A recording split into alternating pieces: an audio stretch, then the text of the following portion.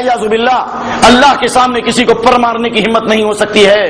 अल्लाह के नबी की हदीस सल्लल्लाहु अलैहि वसल्लम आती तहतल अर्श, मैं अर्श के नीचे सजदा करूंगा एक जमाने तक, तब अल्लाह कहेगा या मोहम्मद इरफा रासक, ऐ मोहम्मद सर उठाओ, सवाल करो दिए जाओगे, सिफारिश करो तुम्हारी सिफारिश कबूल की जाएगी।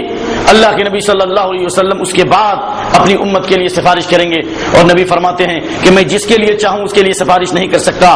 फयुहद्दु ली हद्दन, अल्लाह ताला एक हद मुतय्यन करेगा कि किन के लिए सिफारिश होगी और किन के लिए नहीं होगी। चुनांचे सिफारिश किसके लिए होगी? जिससे अल्लाह राजी हो। और किससे अल्लाह राजी हो? जिसका तौहीद अल्लाह को कबूल हो जाए, जिसकी तौहीद अल्लाह कबूल कर ले और जिसने जर्रा बराबर शिरक नहीं किया होगा उसके हक में नबी सल्लल्लाहु अलैहि वसल्लम की सिफारिश होगी। और जिसने जर्रा बराबर शिरक किया होगा उसके लिए फमा तनफउहुम शफाअतुश शाफिईन, सिफारिश करने वालों की सिफारिश फायदा नहीं दे सकती है। यहां तक कि अगर अंबिया भी सिफारिश करेंगे, यहां तक कि इब्राहीम अलैहिस्सलाम भी अपने बाप आज़म के लिए भी सिफारिश करेंगे मैदान महशर में, लेकिन अल्लाह ताला उनकी सिफारिश कबूल नहीं करेगा। हदीस बुखारी है, कभी जिक्र करेंगे, ठीक है।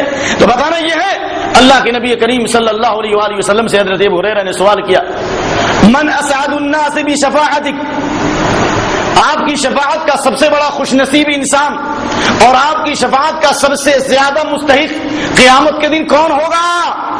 तो आपने ये नहीं फरमाया कि जो मेरे ऊपर, जो मेरे नाम पर मिलाद करे, जो फातिहा करे, जो नियाज करे, जो उर्स करे, जो चहलुम करे, जो तीजा करे, जो पांचवा करे, जो छठा करे, जो छठी करे, जो 20वीं करे, जो नहीं। अल्लाह के नबी ने क्या फरमाया?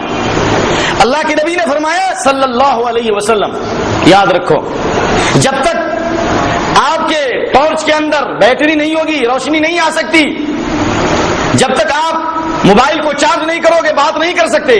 नबी उसी के लिए सिफारिश करेंगे जिसका दिल चार्ज होगा, चार्जर से चार्ज किया होगा, जिसकी तौहीद चार्ज हो गई होगी। वो कौन? मन क़ाल ला इलाहा इल्लल्लाह खालिसन मिन क़ल्बिही, जिसने इखलास के साथ ला इलाहा इल्लल्लाह कहा, जर्रा बराबर शिरक नहीं किया, नबी की शफाअत उसके लिए होगी। यहां तक कि नबी फरमाते, बुखारी और मुस्लिम की हदीस, हजरत अबू हुरैरा, लिकुल्लि नबिय्यिन दावतुन मुस्तजाबा, अल्लाह ने हर नबी के लिए स्पेशल दुनिया में एक दुआ रखी और अल्लाह ने दुनिया में कबूल कर ली, लेकिन मैंने अपनी ये दुआ स्पेशल जो अल्लाह ने दी थी, मैंने दुनिया में इसको नहीं दुआ किया, बल्कि इस दुआ को रखा हूं हिफाजत करके। कहां के लिए?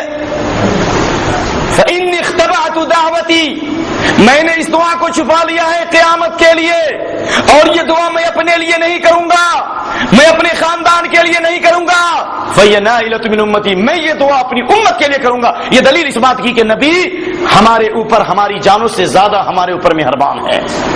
अल्लाह के नबी फरमाते हैं ये दुआ और ये सिफारिश मेरी उम्मत के उन लोगों को होगी जो शिर्क के ऊपर जो मरा नहीं हो, बल्कि जो तौहीद पर मरा हो, जिसने जर्रा बराबर शिर्क न किया हो, न छोटा शिर्क, न बड़ा शिर्क, न जाहिर शिर्क और न पोशीदा शिर्क। तो यहाँ भी अल्लाह ताला ने फरमाया वला यशफऊन इल्ला लिमन इर्तज़ा, सिफारिश फरिश्ते नहीं कर सकते मगर जिनसे अल्लाह ताला राजी हो।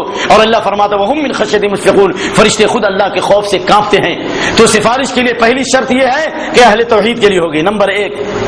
नंबर 2, सिफारिश उसके लिए होगी जिसको अल्लाह इजाजत दे, बगैर इजाजत की सिफारिश नहीं हो सकती। अल्लाह फरमाता है यौमइज़िन मन ज़ल्लज़ी यशफ़अु इंदहु इल्ला बिइज़्निही, जिस दरगाह के ऊपर आयतुल कुर्सी लिखी हुई है और जिस दरगाह में सोए हुए आदमी से इल्तिजा दुआ की जा रही है, उसी दरगाह के ऊपर लिखा हुआ है मन ज़ल्लज़ी यशफ़अु इंदहु इल्ला बिइज़्निही, अल्लाह की इजाजत के बगैर कोई सिफारिश नहीं कर सकता। आयत लिखी दरगाह पर, बगैर अल्लाह की इजाजत के कोई सिफारिश नहीं कर सकता। हालांकि उसी दरगाह पे सजदे हो रहे हैं, उसी दरगाह पर चादरें चढ़ रही हैं और उसी दरगाह के ऊपर खत्मे खाजगान हो रहे हैं और उसी दरगाह के ऊपर न मालूम क्या क्या हो रहे हैं, काले धंधे हो रहे हैं। तो मेरे भाइयों, अगर ये आयत कुरान की है और यकीनन है, तो क्या सारे उलमा अंधे हो गए, क्या गूंगे हो गए? क्या ये कुरान की आयत नहीं मालूम? आयत लिखते हो कि अल्लाह के बगैर, इजाजत के बगैर कोई सिफारिश नहीं कर सकता, और यहाँ दुनिया ही में कह रहे थे अल्लाह ऐ कब्र वाले, ऐ फना मुझे औलाद दे दे, मुझे मुसीबत को दूर कर दे। बताओ, कुरान की शरीयत अलग है और पीरों की शरीयत अलग है, कब्र वालों की शरीयत अलग है। इसलिए याद रखो, अल्लाह के नबी सल्लल्लाहु अलैहि वसल्लम की हदीस की रोशनी में और कुरान की रोशनी में सिफारिश उसके लिए होगी जिसको अल्लाह इजाजत दे। नंबर 3, सिफारिश जिसके लिए अल्लाह ताला इजाजत दे उसी के लिए होगी, और अल्लाह उसी के लिए इजाजत देगा जिसकी तौहीद से अल्लाह ताला राजी और खुश हो। आइए अब खत्म कर रहे हैं। आयत नंबर 34 से लेकर 35 तक अल्लाह ताला ने नबी के मौत की खबर दी। बहुत दिलचस्प बात है, अल्लाह ने नबी के मौत की खबर दी। कहते हो नबी मरे नहीं है, औलिया मरे नहीं है, क्या नहीं, कैसे नहीं मरे? नबी नहीं मरे तो इसका मतलब जिंदे हैं। زندے ہیں تو زندگی کہاں چلی گئی؟ کہاں ہے وہ زندگی؟ زندگی کی مثال یہ کہ آدمی کھائے، چلو نہیں کھائے، چلو کہو گے کہ نبی تو ایک ہی ساتھ لگاتار 3 4 روزے رکھتے تھے، کھانا ضروری نہیں. چلو اللہ نے کہا کہ اگر زندگی کی مثال یہ ہے، اگر یہ زندے ہیں تو اللہم چلنا چاہیے نا. کبھی دیکھا چلتے ہوئے؟ اللہ نے چیلنج کیا. اگر یہ کہتے ہو کہ قبر والے زندے ہیں، ان الذین تدعون من دون اللہ عباد امثالکم فادعوهم فلیستجیبوا لکم. زندے کی مثال یہ ہے کہ وہ سنتا ہو. اگر یہ زندے ہیں تو کبھی سننے کی کوئی دلیل ہے تمہارے پاس؟ کہو گے ہاں سنتے ہیں. تو سنتے ہیں تو سننے کی دلیل یہ ہے کہ وہ جواب دے. ایک آدمی امریکہ میں اور ایک آدمی یہاں پر ہے، آپ کہتے ہیں وہ زندہ ہے، دلیل یہ ہے کہ آپ یہاں سے بات کرتے ہیں تو وہ سنتا ہے اور وہ بولتا ہے تو آپ سنتے ہیں. یہاں سے بات کرتے ہیں تو وہ سنتا ہے اور وہ بات کرتا ہے تو آپ سنتے ہیں. اگر یہ قبر والے زندے ہیں تو اتنا نزدیک سے کبھی ایک دفعہ تو آواز آنی چاہیے نا. آواز آنی چاہیے کہ نہیں آنی چاہیے؟ کوئی کمپیوٹر لگا کے کوئی بتا سکا ہے کوئی کمپیوٹر کی سیڑھی؟ تو پہلی دلیل زندگی کی یہ ہے، قرآن کہتا ہے چیلنج یہ ہے کہ سننا چاہیے اور جواب دینا چاہیے. نہ سننے کی دلیل ہے نہ جواب دینے کی دلیل. دوسری دلیل، چلتے ہوئے کبھی دیکھا ان کو؟ تو اللہ تعالیٰ نے مخلوق 4 طرح کے بنائے، کسی کو 2 پاؤں والا، کسی کو 4 پاؤں والا، کسی کو اللہ نے کھڑا بنا دیا، چوپائے بنا دیے جی، کسی کو پیٹ کے بل. تو اگر یہ زندہ ہے تو کبھی چلتے ہوئے دیکھا یا کبھی چھوتے ہوئے دیکھا؟ جن کو تم کہتے ہو کہ یہ قبر والے زندے ہیں، ابھی حافظ صاحب نے آیت پڑھی، اللہ جزائے خیر دے، سورۃ الانبیاء کی آخری رکوع کی، کتنی عظیم آیت ہے. جن کو تم کہتے ہو زندے ہیں اور نفع و نقصان کے مالک ہیں، ارے یہ تم مکھی بھی نہیں پیدا کر سکے. ان الذین تدعون من دون اللہ لن یخلقوا ذبابا ولو اجتمعوا له. جن کو تم اللہ کے علاوہ پکارتے ہو یہ تم مکھی بھی نہیں پیدا کر سکتے. مکھی پوری طاقت ملا دو، مکھی نہیں پیدا کر سکتے. جو مکھی نہیں پیدا کر سکتا ہے تم کو نوکری کیسے دلائے گا؟ جو مکھی نہیں پیدا کر سکتا تم کو اولاد کیسے دے سکتا؟ جو مکھی نہیں پیدا کر سکتا تمہاری دعاؤں کو قبول کیسے کر سکتا؟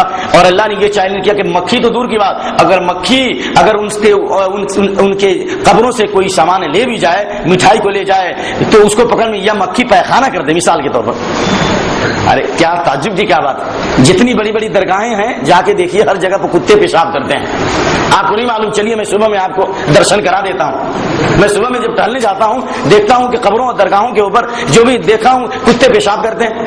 تو یہ کتا نجیس عین ہے، جس گھر میں کتا ہو اس میں رحمت کے فرشتے جا سکتے، لیکن کتے پیشاب کر رہے قبر پر اور قبر والے بھگا نہیں سکتے. دیکھو یہیں بغل میں درگاہ ہے، دیکھا پیشاب کرتے ہوئے، اپنے کتے کے پیشاب کو دور نہیں کر سکے. اللہ فرما رہا ہے حقیقت ہے. ایک بھی بات غلطی بتاؤ. اور مجھے اس لیے توحید بیان کرنی پڑ رہی ہے کہ اگر ایک آدمی بھی نیا آیا ہے، اگر اس کو ہدایت مل گئی انشاءاللہ تو ہمیں پوری جماعت کی پرواہ نہیں، کیونکہ آپ لوگ بڑی توحید آپ لوگوں کی مضبوط ہے. لیکن جو نئے آدمی بھی ہیں اللہ ان کو اگر ہدایت دے دیا تو بہت بڑی بات. اللہ فرماتا ہے وَإِن يَسْلُبْهُمُ الذُّبَابُ شَيْئًا، چیلنج ہے قرآن کا. اگر مکھی ان سے کوئی چیز لے کے بھاگ بھی جائے تو یہ قبر والے اتنے کمزور اور بے بس ہیں کہ مکھی نہیں پکڑ سکتے. جب مکھی نہیں